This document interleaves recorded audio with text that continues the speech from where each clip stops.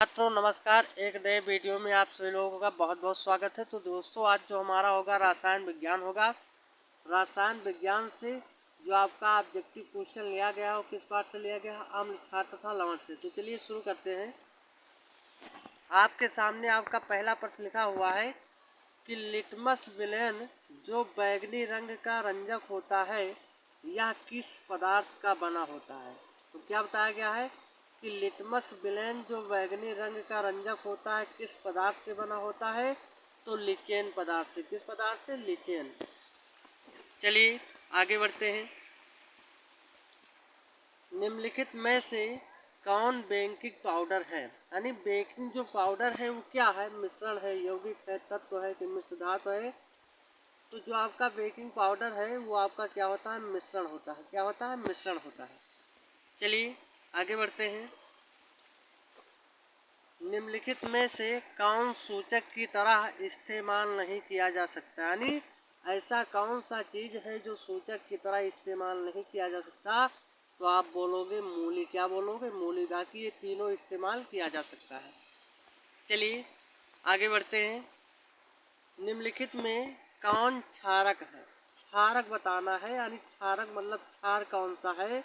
यहाँ पर आपका ZnO है यानी जिंक ऑक्साइड, SO2 है तो सल्फर डाइऑक्साइड, CO2 है कार्बन डाइऑक्साइड, NO2 है कि नाइट्रिक ऑक्साइड। तो आपको क्या इसमें बताना है कि क्षारक क्या है। तो क्षारक जो आपका होता है ZnO होता है अर्थात जिंक ऑक्साइड। चलिए आगे बढ़ते हैं।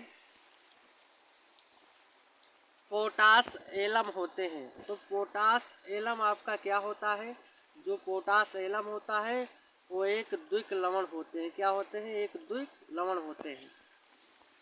चलिए आगे बढ़ते हैं। हमारा शरीर पीएच मान के किस परिसर में सही तरीके से कार्य करता है। तो आप बोलोगे 7.0 से 7.8 के बीच। चलिए आगे बढ़ते हैं। तनु HCl का पीएच मान होगा तो कितना होगा? 0 होगा। कितना होगा? 0 होगा। और भैया मैं वही प्रश्न यहाँ पर करवाता हूँ जो आपकी परीक्षा में बार बार पूछे आते हैं। तो पहले इसको लाइक से ज़रूर कीजिए ताकि आपके भाई को आपका सहयोग आपका सपोर्ट मिलता रहे। चलिए आगे बढ़ते हैं। निम्नलिखित में से सबसे प्रबल लवण कौन सा है। तो क्या बोलोगे? सोडियम क्लोराइड यानी NaCl। NaCl का मतलब होता है नमक या सोडियम क्लोराइड आप कहोगे। तो जो प्रबल लवण होगा क्या होगा? सोडियम क्लोराइड यानी NaCl।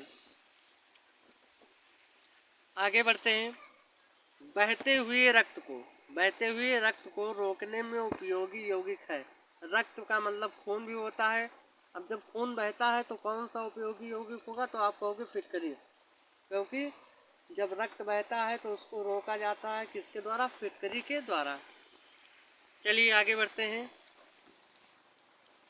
धातु के ऑक्साइड होते हैं। अब धातु के जो ऑक्साइड होते हैं वो आपका क्या होता है? अम्ल होता है, क्षारक होता है कि लवण होता है। इनमें से कोई नहीं तो क्षारक होता है। क्या होता है आपका? क्षारक होता है। चलिए आगे बढ़ते हैं। इसमें क्या बताना है? जल का पीएच मान कितना होता है। तो जानते हो कि जल हमें हफ्ता में कितने दिन होते हैं? 7 दिन होते हैं और 7 दिनों में हमें जल की आवश्यकता होती है। तो जल का पीएच मान आप कह सकते हो कि 7 होता है। आगे बढ़ते हैं। बुझा हुआ चूना है यानी निम्नलिखित में से बुझा हुआ चूना कौन सा है। तो आप कहोगे CaOH का होल ट्वाइस यानी कैल्शियम हाइड्रोक्साइड। चलिए आगे बढ़ते हैं।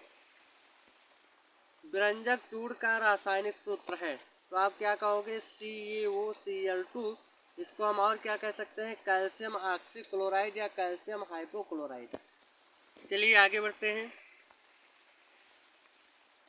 चींटी के डंक और नेटल के डंक में कौन सा अम्ल पाया जाता है। तो आप क्या कहोगे? मेथेनाइक अम्ल। क्या पाया जाता है? मेथेनाइक अम्ल। चलिए आगे बढ़ते हैं। अम्ल वर्षा कहलाने के लिए आवश्यक है कि वर्षा के जल का पीएच मान होता है। तो वर्षा का जो पीएच मान होता है वर्षा के जल का वो कितना होता है? 5.6 से कम हो जाए। 5.6 से क्या हो जाए? कम हो जाए। चलिए आगे बढ़ते हैं। ग्लूकोज का रासायनिक सूत्र है, तो कितना होता है C6H12 और वो 6। ग्लूकोज का कितना होता है C6H12 वो 6। चलिए आगे बढ़ते हैं। एसिटिक अम्ल का IUPAC नाम है। आई का मतलब होता है इंटरनेशनल, यू का मतलब होना है यूनियन, पी का मतलब होता है फेवर, ए का मतलब हो गया अप्लाइड और सी का मतलब होता है केमिस्ट्री। यानी एसिटिक जो आपका अम्ल है उसका IUPAC नामकरण क्या होगा, तो आप क्या कहोगे, ये आपका होगा मेथेनाइक अम्ल। क्या होगा, मेथेनाइक अम्ल होगा। आगे बढ़ते हैं। निम्नलिखित में कौन सा आयन लाल लिटमस को नीला कर सकता है, तो OH। क्या कहोगे, OH यानी हाइड्रोक्साइड एक ऐसा आयन है जो लाल लिटमस को क्या कर सकता है, नीला कर सकता है। चलिए आगे बढ़ते हैं।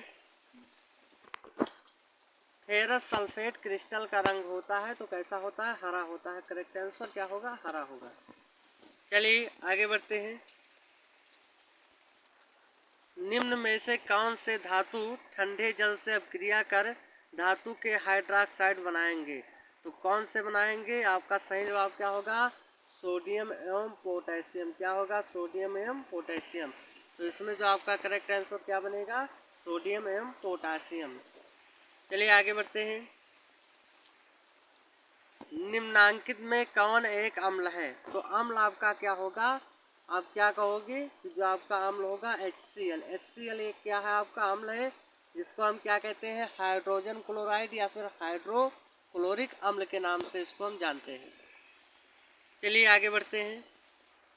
प्लास्टर ऑफ पेरिस का रासायनिक सूत्र होता है, तो हाफ लिखा हुआ, हाफ जो लिखा है इसको हाफ समझिए, और हाफ का मतलब होता है आधा, यानी CaSO4 इंटू हाफ H2। जब ऑफ रहे, ऑफ का मतलब आप समझिए कि ऑफ होता है, और हाफ का मतलब आधा, यानी CaSO4 इंटू हाफ H2 हो। ये आपका क्या है, प्लास्टर ऑफ पेरिस का रासायनिक सूत्र है। चलिए आगे बढ़ते हैं। कोई विलेन लाल लिटमस को नीला कर देता है, इसका pH संभव क्या होगा, तो 10 होगा। जब लिटमस पेपर को नीला करे, लाल से नीला करे, तो आपका pH जो संभव होगा कितना होगा, 10 ही होगा। याद रखिएगा, बहुत इंपॉर्टेंट क्वेश्चन है। दही अम्ल का प्राकृतिक स्रोत है। देखिए दही दूध की जब बात आएगी, यानी सॉरी इसमें क्या होता है, लैक्टिक अम्ल का प्राकृतिक स्रोत है। तो जब लैक्टिक की बात आएगी तो दही दूध जो भी होगा उस पर आप टिक मार दोगे, ठीक है, ओके। चलिए आगे बढ़ते हैं, और ये हमारा लास्ट भी प्रश्न है, तो इसमें क्या बताया जा रहा है, बहुत इंपॉर्टेंट है। कई बार लोग पूछते हैं कि फिटकरी का रासायनिक सूत्र क्या होता है, तो आप अब जानिए इसको कि क्या होता है। क्या लिखा है, पोटास एलम। पोटास एलम का मतलब होता है फिटकरी। क्या होता है, फिटकरी। का सही रासायनिक सूत्र क्या है, तो आप क्या बोलोगे कि K2SO4 Al2SO4 का होल थ्राइज इंटू 24H2। क्या कहोगे, K2SO4 Al2SO4 का होल थ्राइज इंटू 24H2। तो दोस्तों अगर आपको वीडियो समझ में आया है तो इसको ज़्यादा से ज़्यादा शेयर कीजिए और अपने भाई पर अपना प्यार बनाए रखिए। मिलते हैं अगले वीडियो में, ओके, बाय बाय।